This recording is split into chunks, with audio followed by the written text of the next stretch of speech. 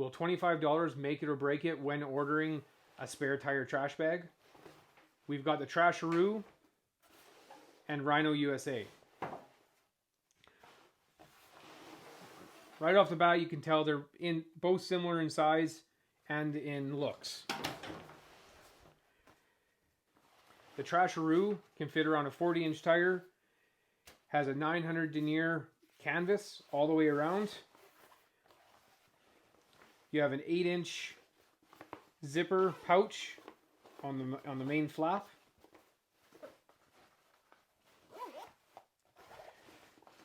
Two 2-inch straps and buckles at the very bottom. 2 holes for releasing moisture. Then you also have pouches almost all the way around, up to where the spare tire would sit. Then you also have your MOLLE panel loops all through the front as well. Inside, you've got inside is plastic coating and can fit up to a 30-gallon trash bag. Rhino USA. They say it's a heavy-duty material canvas. It feels more plasticky than the 900D. This is more like your Carhartt material, where this is more, as you can see, shinier plastic canvas. On the sides, you have your MOLLE panel hoops, but only on the sides. On the front, you have your reflective tape across. You got your 2-inch straps and buckles. This will also fit around a 40-inch spare tire. The top portion, they both have your ropes to tighten off the top. Keep more of your gear in or your trash in instead of blowing around with just this top half. The Rhino USA bag says they'll hold up to a 25-gallon trash bag. You have your pouches at the bottom, just like the Trasharoo.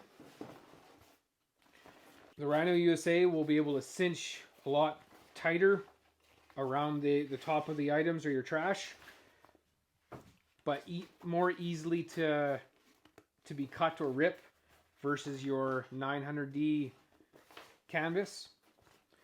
The difference, again, more malleable around an item, where this one is more going to bunch up.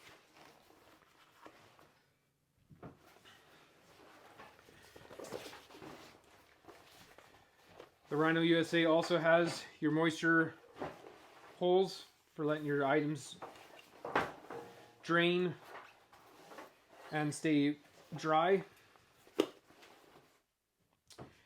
The Rhino USA does not have a pocket in the front flap like the Trasharoo.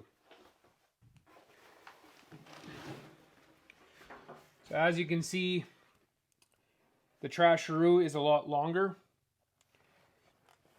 The bottom is a little bunched up, but that 5 gallons can be a big difference if we were to hold that level. Now I don't have, technically, if I go like this,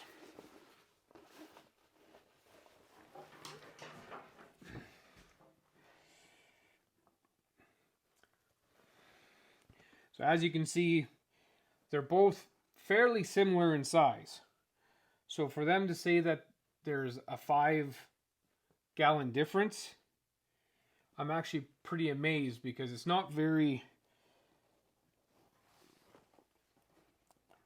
There's not much room. There's not much height difference between the two. And the width,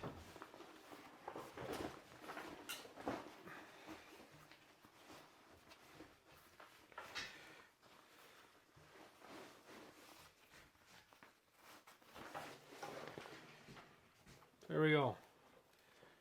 Top's pinched. You can see the Trasharoo is just a little wider and just that little bit longer, but pretty similar in size. My initial thoughts on the two bags. You have a budget and you have your survival, we'll say. The Trasharoo is definitely more feeling like a tactical survival bag that would potentially last longer than the Rhino USA. Only time will tell putting these head to head, as these both will be on two separate vehicles and being used for the same thing, hauling out wood for a fire, hauling in wood for a fire, and hauling out trash at the end of your adventure. And whatever else we decide to put in, whether it's recovery gear, etc. I like how the Trasharoo has the pouch inside the flap, whereas the Rhino does not. The Rhino USA, has the reflective, it's more plasticky feeling. I'm not saying that it's not going to handle up to what this 900D can on the Trasharoo. I do like that the Trasharoo has the molly loops all across the front instead of just on the sides. I don't know if personally I'd be using all those molly, but I like that it has the option. The interesting thing on the Trasharoo versus the Rhino USA is that the Trasharoo has more of a polyurethane coating, where the polyurethane coating on the Rhino USA is more just on the top portion, and then you have more of a layer, whereas the Rhino USA is actually layered. So you have your outer Kevlar, or you have your outer canvas, and then you have another. I'm just trying to see if there's a difference inside. Doesn't feel like it. But on the inside, you have a second layer of material instead of just a polyurethane coating. All in all, again, $25 difference. So whether you can really say you're going on a budget versus a more